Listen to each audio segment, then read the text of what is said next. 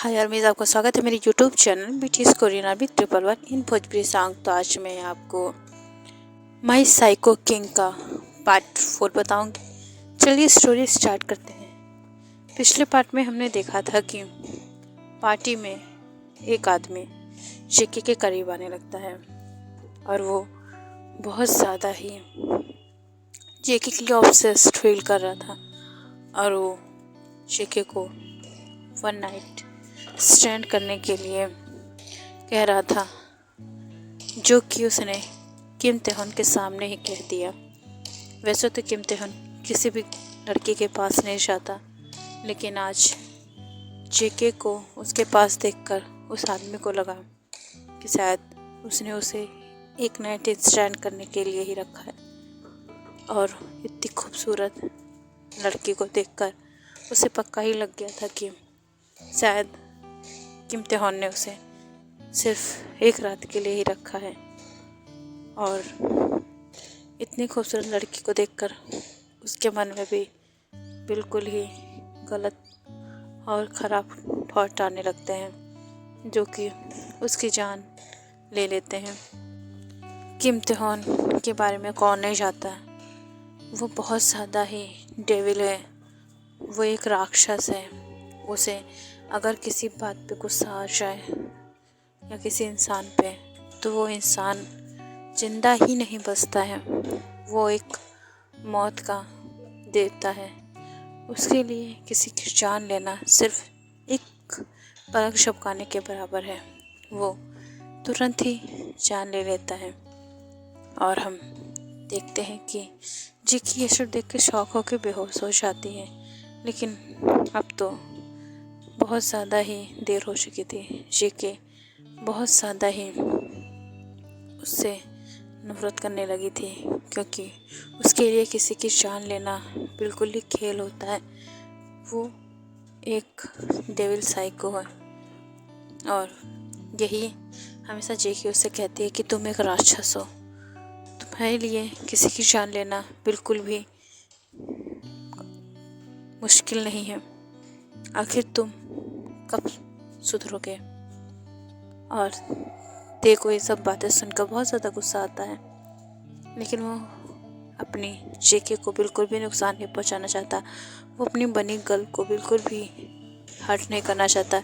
इस वजह से वो उसके सारे वर्ड्स को सुन रहा होता है, लेकिन उसकी आंखों से पता चल रहा था कि वो कितना ज़्यादा गुस्सा है जेके से।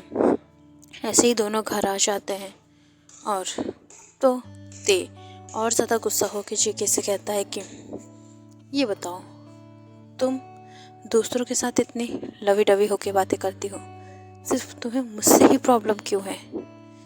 तो जेके कहती है कि पहली बात तो मुझे नहीं पता था कि उसके टेंशन क्या है, वो मेरे साथ क्या करना चाहता है, क्या किस चीज़ के लिए बातें कर रहा है। लेकिन तुमसे तो फिर भी अच्छा ही है, कम से कम उसने सामने कहा तो, लेकिन तुम तो ज़बरदस्ती पे उतर आए हो।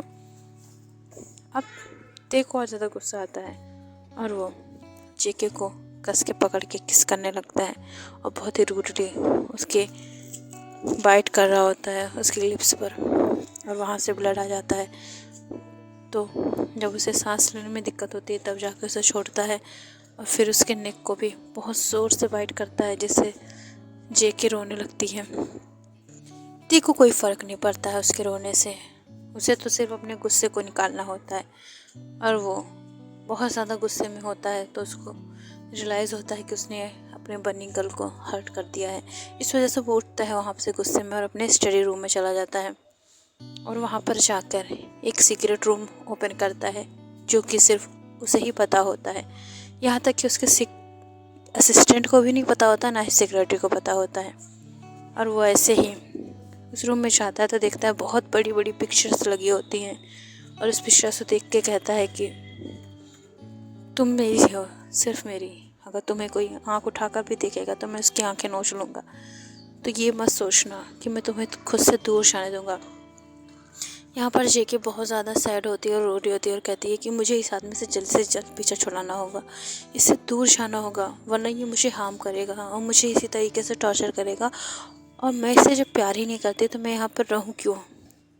और वो ये सब सोचती होती है।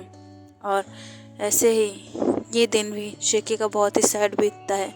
उसे एक डेविल को जो संभालना होता है, और जब भी ते उसे किस करता है तो इसी तरह रूडली ही किस करता है, क्योंकि जेके कभी उसे प्यार से किस करने ही नहीं देती, हमेशा उसे गुस्सा दिला देती है, जिस वजह से हमेशा ही उसे ते की रूड किस को बर्दाश्त करना पड़ता है। और जब भी ते गुस्से में होता है तो उसकी नेक पे बहुत ज़ोर से बाइट करता है। जेके उसे एक वैम्पायर कह के भी बुलाता है और कहता है कि तुम वैम्पायर हो, तुम बस मेरा खून ही चूसते रहते हो, मुझे काटते ही रहते हो। तो फिर ते कहता है कि जब तुम मुझसे प्यार नहीं करोगी तो मुझे अपने हिस्से का प्यार तो लेना ही होगा। तो जेके कहती है तुम एक डेविल हो, राक्षस हो, तुम उससे दूर रहा करो। और वो उसे हमेशा ही पुश करके ढकेलती है, जिससे कि ते को और ज़्यादा गुस्सा लगती है। वो नहीं चाहता कि उसकी बनी गर्ल उसे बिल्कुल भी खुद से अलग करे, बट जेके जो कि बहुत ज़्यादा ही उसे तंग करती है और उसे बहुत ज़्यादा ही परेशान करती है, वो उसे कभी भी किस करने नहीं देती है और ना ही उसे कभी खुद के करीब आने देती है, वो उसे टच भी करने नहीं देती है। तो फिर किस तो बहुत दूर की बात है। और ऐसे ही जब भी ते उसको किस करने के लिए आगे बढ़ता है तो उसे हमेशा ही पुश करती है। अब जेके पूरा प्लान बना चुकी थी कि अब उसे भागना है तो भागना है। नेक्स्ट डे अब ते अपने ऑफिस चला जाता है और उसके फोरहेड पे किस करके जाता है, जिस वजह से उसे बहुत ज़्यादा इरिटेशन महसूस होती है। वो बिल्कुल नहीं चाहता है कि उसे कोई इस तरीके से किस करे उसके बिना इजाज़त के, लेकिन ते उसे कर रहा था तो वो बिल्कुल भी मना नहीं करती है। लेकिन उसे जो इरिटेशन होता है वो उसे पता होता है और वो भी उसे किस करके चला जाता है और अपने गार्ड्स को कहता है कि इस पर थोड़ा ध्यान देना। लेकिन उसने अपने गार्ड्स को ज़्यादा नहीं कहा था, ज़्यादा उसने फोर्सफुली नहीं कहा था, जिस वजह से गार्ड्स ध्यान तो देते हैं।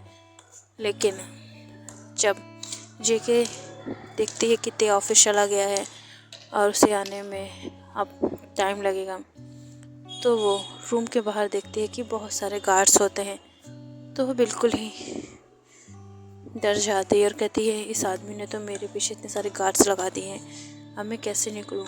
और वो तुरंत ही बालकनी में जाती है तो देखती है कि वहाँ पर ज़्यादा नीचे नहीं होता है, वो आराम से उतर सकती थी, उसकी छत ज़्यादा ऊंची नहीं होती है, उसकी बालकनी ज़्यादा ऊंची नहीं होती है। और देखती है तो वो एक रस्सी बांधती है और उससे उतर जाती है।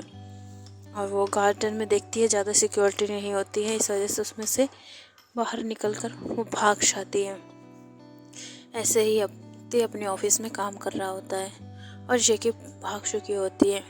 और यहाँ पर ते बहुत ज़्यादा ही लीन होके काम कर रहा था, तभी उसे कॉल आता है और बहुत ज़्यादा ही वो परेशान हो जाता है। और वो कहता है कि मुझे उसकी इन्फॉर्मेशन चाहिए। समझ में आया, ते जेके की इन्फॉर्मेशन निकलवा रहा था कि आखिर जेके है कौन, क्योंकि उसने उससे शादी तो कर ली है लेकिन उसके बारे में उसे कुछ भी नहीं पता है। तब 1 घंटे में उसको इन्फॉर्मेशन भी मिल जाती है, जो कि थोड़ी बहुत ही होती है, क्योंकि जेके एक मिस्ट्री है जिसे सुलझाना ते को बहुत ज़्यादा ही डिफ़िकल्ट लग रहा था। उसने बहुत ही ज़्यादा प्यार से उसे अपने घर पे रखा है। जेके की इन्फॉर्मेशन फिर से वही आती है जो कि पहले आई होती है, तो फिर ते ज़्यादा ध्यान नहीं देता और उसे ऐसा लगता है कि हाँ जेके वही है जो दिखती है। तो इस वजह से वो बिल्कुल ही शांत हो जाता है और कहता है कि बनी गर्ल, मैं तुम्हारे बिना रह नहीं पा रहा हूँ, तुम्हारे देखे 1 मिनट भी नहीं गुजर रहा और तुम पता नहीं क्या कर रही होगी। और वो जल्दी से अपनी मीटिंग्स फिनिश करता है, जो कि अपनी मीटिंग में ही जा रहा होता है और जल्दी से अपनी मीटिंग को फिनिश करके, जो कि बहुत ज़्यादा ही इम्पोर्टेंट आदमी के साथ होती है, और वो चाहता है कि उसके साथ ते की डील हो जाए और डील फिक्स हो जाती है। और ऐसे ही जो उसके होटल्स होते हैं वो और जगह खुलने के लिए तैयार होते हैं अब ते तुरंत ही अपनी गाड़ी पे बैठकर घर के लिए निकलता है। ऐसे ही रात हो जाती है। अब ते जल्दी से अपने रूम की तरफ जाता है तो अब वो जेके को ढूंढने लगता है कि बनी गर्ल कहाँ हो तुम, माइसो ठाट। लेकिन जेके उसे कहीं नहीं मिलती है और वो ऐसे ही बहुत ज़्यादा ही परेशान हो जाता है और गुस्से से लाल भी हो जाता है। उसे अब अपनी गार्ड्स के ऊपर गुस्सा आ रहा था और वहाँ पर एक आदमी जो कि मेन सर्वेंट होता है वो अंदर आता है और कहता है कि सर मैम नहीं है, मैम कहीं नहीं दिख रही हैं। तो ते अब गुस्से में उसके सिर पर शूट कर देता है जो कि तुरंत ही वहाँ पे ख़त्म हो जाता है और कहता है कि मैंने इससे कहा था कि उसका ख्याल रखना, लेकिन इसने फिर से वही गलती की। अब तो इससे मरना ही था। वो बहुत ज़्यादा गुस्से में था। उसे देखकर बाकी सर्वेंट्स भी डर रहे थे, सारे गार्ड्स बहुत ज़्यादा ही डर रहे थे क्योंकि उसने जिस आदमी को कहा था कि ते को देखना, जेके को कहीं जाने मत देना, लेकिन उसकी एक लापरवाही की वजह से जेके भाग गई है। अब देखो और ज़्यादा चिढ़ मचती है, गुस्सा आता है कि आखिर ये क्यों मेरा काम नहीं कर पाया, अब मैं अपनी बनी को कहाँ ढूंढूं। और वो बहुत ज़्यादा गुस्से में होता है। उसका गुस्सा देखकर सभी यहाँ पर डर के काँप रहे थे। तभी उसने अपने असिस्टेंट काई से कहा जल्दी से ढूंढो और उसे एक भी खरोश नहीं आनी चाहिए, मेरी बेबी गर्ल मुझे तुरंत चाहिए। अब वो तुरंत ही खुद भी अपनी कार लेकर चला जाता है। इधर असिस्टेंट काई भी चला जाता है। सारे गार्ड्स भी पूरा शहर छान रहे होते हैं क्योंकि बहुत ज़्यादा ही टेंशन हो रही थी कि कहीं जेके भाग न जाए। अगर जेके भाग गई इस शहर से तो उसे बहुत ही बुरी सज़ा मिलेगी सारे गार्ड्स को, वो किसी को भी चिंता नहीं छोड़ेगा। ऐसे ही वो बहुत ज़्यादा ही डर से सारे काम को कर रहा होता है और उसे टेंशन होती है कि कहीं जेके को कुछ हो ना जाए। तभी उसे कॉल आता है तो कहता है उसे वहीं रखो और मैं भी आ रहा हूँ। तभी वो एक स्टेशन पे जाता है और देखता है कि वहाँ पर जेके होती है और जो कि बहुत ज़्यादा ही थकी हुई लग रही थी। और ऐसे ही वो उसको देखकर पता चल रहा था कि वो ट्रेन का इंतज़ार कर रही है। तब ते उसे डेविल स्माइल देता है और उसे अपनी बाहों में ले लेता है। जेके जो कि बेहोश हो चुकी थी, अब वो अपनी आंखें खोलती है तो देखती है कि फिर से वो उसी नर्क में है जहाँ से वो भागी थी। अब उसका दिमाग और भी ख़राब हो जाता है कि ये आदमी उसे चैन से भागने भी नहीं देता है। अब ते जो कि सोफे पे बैठा होता है और वो उठ के आता है, कहता है कि बहुत जल्दी है ना तुम्हें मुझसे दूर जाने की, अब मैं देखता हूँ कि तुम कैसे चाहती हो, जल्दी से अपना सामान पैक करो। तो ते ये बात सुनकर जेके कहती है बट क्यों, मुझे कहाँ लेकर जा रहे हो।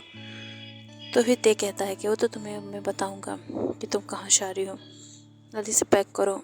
और हाँ, अब तुम अपने ससुराल जा रही हो जो कि तुम्हारा रियल ससुराल है। अब तुम सियोल जा रही हो और बहुत तुम्हें भागने का शौक़ है ना, अब तुम भागो, तुम्हारे पैरों में मैं बेड़ियाँ ना बांधूं तो कहना। अब जेके और ज़्यादा डर जाती है कि ते उससे ऐसी बातें कर रहा है तो जाहिर सी बात है कि वो ऐसा ही करेगा। अब वो बहुत ज़्यादा ही रोने लगती है क्योंकि उसे डर था अगर ते ने ऐसा किया तो बिल्कुल ही उसके लिए अच्छा नहीं होगा। अब वो बिल्कुल ही अपने दोस्तों से नहीं मिल पाएगी, ना जैनी से, ना लिसा से और ना ही जिमिन से, वो किसी से भी मिल नहीं पाएगी। यहाँ पर हम देखते हैं दूसरी तरफ कि मैंशन में आरएम और जिन जो कि हॉबी और युंगी दोनों ही भाई बहन हैं। युंगी गर्ल है और सुगा जो कि हमारा मेल कैरेक्टर है। अब सुगा बहुत ज़्यादा ही सैड होता है क्योंकि वो हमारे ते से बड़ा होता है। तो फिर आरएम कहता है कि क्यों, तुम्हें शादी नहीं करनी है क्या, जल्दी से लड़की ढूंढो वरना अगर हम ढूंढेंगे तो तुम्हें बहुत बुरा लगेगा। तो फिर सुगा कहता है कि मुझे शादी नहीं करनी और आप लोग मेरी शादी के पीछे क्यों पड़े हैं। तो फिर जिन कहती है क्यों, हमें भी अपने पोते पोतियों को खिलाना है। तुम्हारे जैसे अगर चलते रहे पता नहीं कब दर्शन होंगे। और एक ते है जिसे कोई लड़की देखी नहीं जाती, और एक तुम भी सेम वैसे ही हो, तुम्हें भी एक भी लड़की नहीं देखी जाती। हमें भी अपनी बहू को देखने का और अपने पोते पोतियों को खिलाना है, जैसे कि मेरे सारे दोस्तों के पास है। लेकिन नहीं, तुम लोगों को तो बिल्कुल ही हमारी बात माननी ही नहीं है। और ऐसे ही क्योंकि को डांट पड़ रही होती है, लेकिन उन्हें क्या पता था कि उनका जो ते है उसने पहले ही मैरिज कर ली है और अब अपनी बीवी के साथ हमेशा ही फाइट करता रहता है। और यूंगी एक सीधा साधा सा सेवरिश बॉय जिसे लड़कियों में इंटरेस्ट ही नहीं है, उसके लिए तो लड़कियां बिल्कुल ही एक धूल के बराबर है। वो जैसे कि धूल को इग्नोर किया जाता है, वैसे ही वो लड़कियों को इग्नोर कर देता है कि कहीं उससे चिपक ना जाए। और यही होता था। यूंगी कम हॉट और सेक्सी नहीं था, उसके पीछे भी लड़कियों की लाइन लगी रहती थी।